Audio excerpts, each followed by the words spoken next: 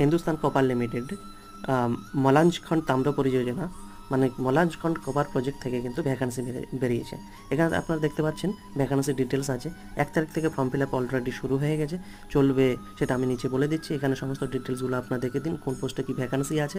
এখানে academic qualification বলে দিয়েছি, এখানে টেকনিক্যাল কোয়ালিফিকেশান বলে দিয়েছি, আপনারা এগুলো একটু পজ করে দেখে নেবেন।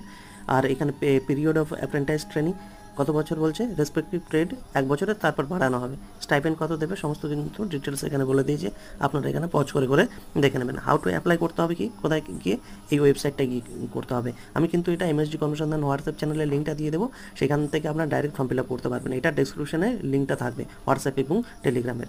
এখানে সমস্ত কিছু ডিটেলস বলে দিয়েছি, এখান থেকে আপনারা কিন্তু সমস্ত কিন্তু দেখে নিতে পারেন।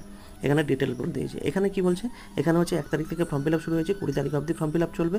Publication of short list candidate 28 তারিখ অবধি। কেমন, তাহলে ফর্ম ফিল আপটা করে দেবেন। অসংখ্য ধন্যবাদ।